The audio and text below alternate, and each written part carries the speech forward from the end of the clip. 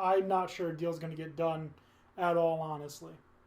Yeah, and that's why his ADP has come down. If not for that, I think it's him and Saquon are like 1A, 1B, and I don't even know which is which.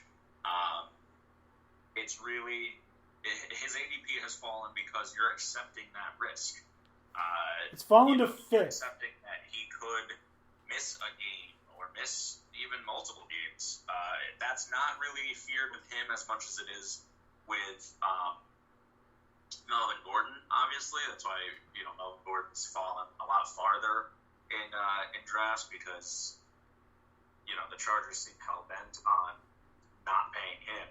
Whereas the Cowboys, might have made some jokes, but it did seem like they were trying to get a deal done. Yeah, and they offered him like an actual deal. They offered him, what was it, $12 million a year, and he said no.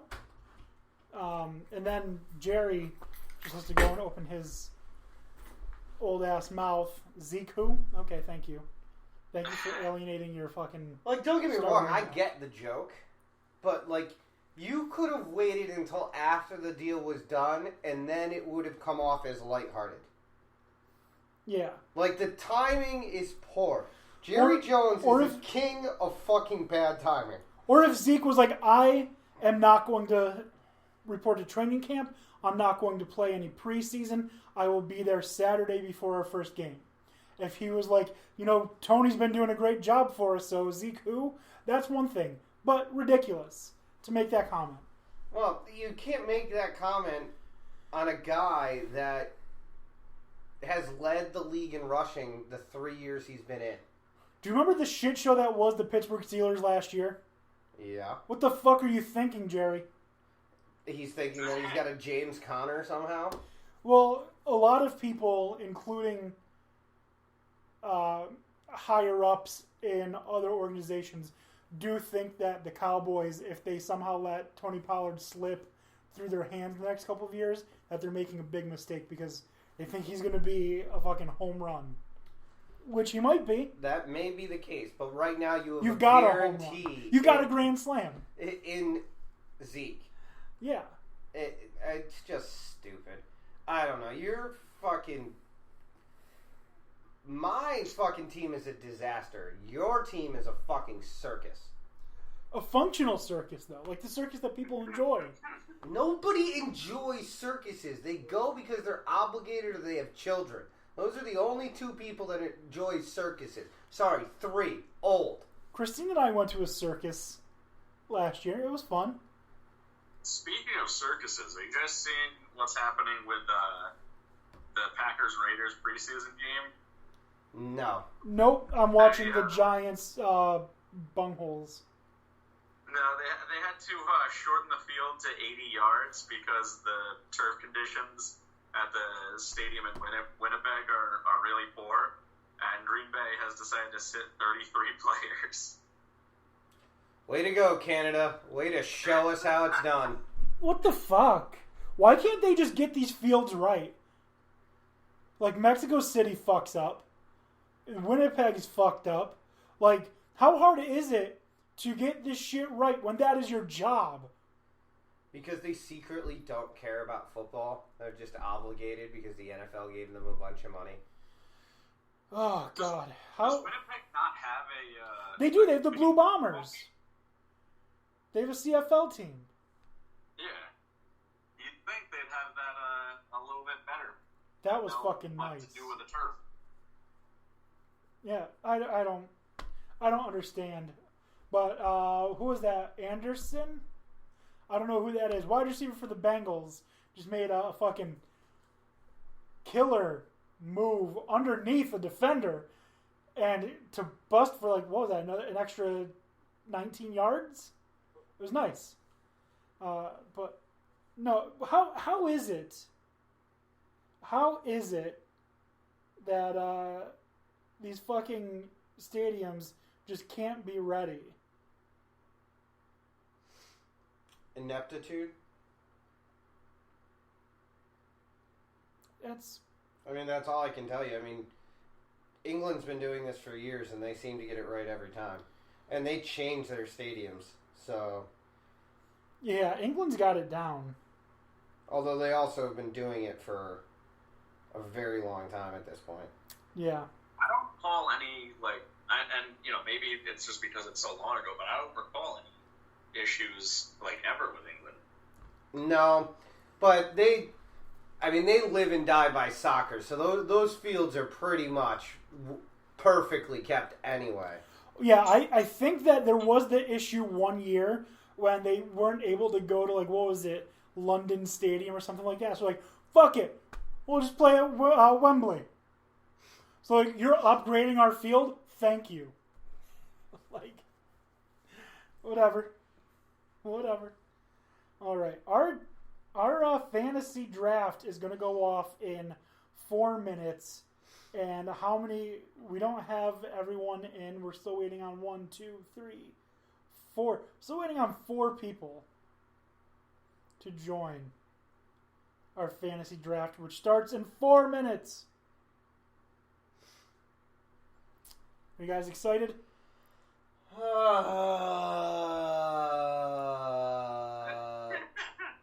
We'll see. Dan O'Shea drafts last. Tony seems so excited. I really wanted pick 4 or 5. Why? Because I didn't want to be in the top 3. Because I didn't want to have to choose between Saquon, Kamara, and Zeke. Well, sucks to be you, nerd. Yeah, it does. I wanted to get 4 or 5 because I had been saying, and I was going to stick to it. If I don't get Saquon, Zeke, or Kamara, I'm going to pick Mahomes in the first round. So now I got to now I gotta fucking eat that crow and hope no one takes Mahomes in the second, or before I get him in the second. I'm going to tell you something that's very important about fantasy football. What's that? Don't tell my Don't strategy. explain what you plan on doing, dum-dum. How do you know I'm telling the truth? Everybody would want Mahomes. I think Lamar Jackson's going to be just... I can't even finish saying that. Don't... Lamar Jackson's going to be a solid quarterback 2 pick because he's going to run for 100 yards a game. Yeah. All right. We're down to 2 minutes. 2 minutes. Okay. Oh, and we are now waiting on 1, 2, 3 people. You have 2 minutes, 3 people. Come on in. Oh, now we're waiting on 2. Waiting on 2. Waiting on 1. Just waiting on 1. Starts in 1 minute. Waiting on 1. Anyways, gentlemen, good luck. I hope you have fun, but I hope your team fucking sucks. So. Well, my team... What the fuck is that, Dan O'Shea? It's a taco. I mean, it's a taco. It's a taco that's flying through stars on a rainbow and a pumped up avocado. Yeah, avocados. I don't like avocados, so you can keep that shit. All right, we're still waiting on 1. It's 8:59. It's about to be 9 o'clock. We are ready for this fucking draft. It is 9 p.m. Mr. Bungle. Without him, it is time to start this draft. For your general direction, you start at number 1. You get 1 minute per pick, so make sure you pick.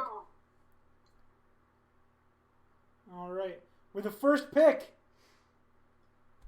Mr. Bungle takes Christian McCaffrey, number 1. Oh, big upset.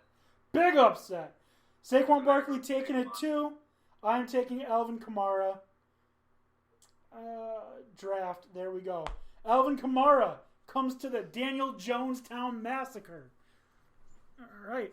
I can't believe C-Mac went first. Bold strategy, Cotton. It is a bold strategy. I mean, he did get fucking jacked, though. Yeah, that's great. I mean, it does help that this being a PPR league because he's going to be able to get a lot of targets. So I don't necessarily disagree with the choice. Well, it looks like Mr. Late to the party is going to get Ezekiel Elliott. I see D. Hopkins. Not if he doesn't join. Why? Because it will auto-draft the best available player for him, and that's Ezekiel Elliott. Mine is showing DeAndre Hopkins. Yeah, mine's also showing D-Hop. Yeah, so... I think it goes off of Fantasy Pros ADP. I'm not totally sure. And with the 4th pick, Ezekiel Elliott. Oh shit, 4 straight running backs. And Dan Beebe is on the clock now. 5 straight running backs. He takes Lev Bell. Holy shit. Oh Damn, man. I was hoping he'd fall to me. Oh man, this is intense. Will it be 6 straight running backs? Will it be? Odell, what the fuck? That's a little bit of a reach in my opinion. It's a big fucking reach. He's on a team with a good running back and 2 other good receivers. Whatever. That puts Tony on the clock. Tony is looking for Roberto Aguayo. Looks like maybe he found him and selected. Are you looking at my phone? Oh, man. So, I've never used Sleeper before. Dan O'Shea, why are all the running backs green and the wide receivers blue? Is that what the normal pattern is? Yeah, it's just to differentiate them, so you can see at a glance, who's been taken, how many of each player have been taken. You'll see. I think tight ends are like orange, quarterbacks are red. I'm sorry, Tony. Did you actually take Todd Gurley? I'll take him in with the risk. It is a big risk. I don't think he's worth the risk, but good luck to you. Gurley, man. And Dan O'Shea is on the clock after Gurley. DeAndre Hopkins. David Johnson. David Johnson was taken after DeAndre Hopkins. Dan O'Shea, you got 2 picks. Who are you going with? It's interesting here. I think I'm going to have to go with Mr. Devontae Adams. Okay. And then for my next pick... The guy who's throwing him the ball?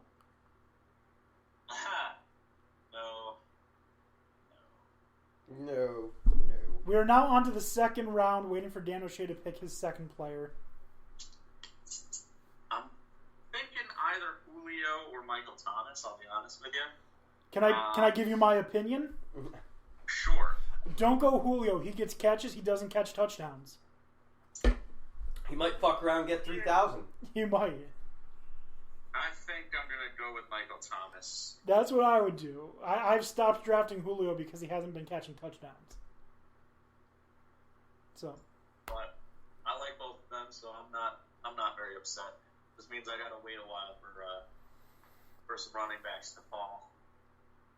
Well, I mean, who knows? I have the possibility of taking 2 running backs with the next couple of picks. Maybe I'll force you to trade. Julio was taken off the board. James Conner is now gone. Tony, you are on the clock. Best available is Nick Chubb, but you don't necessarily need a running back right now.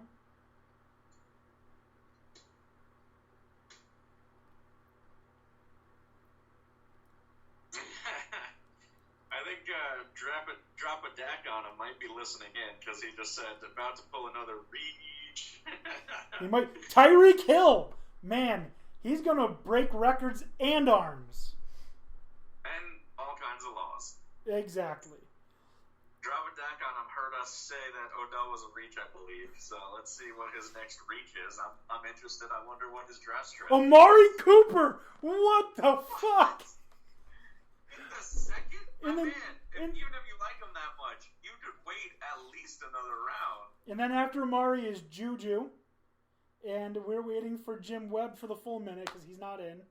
Do you remember what Yes, you.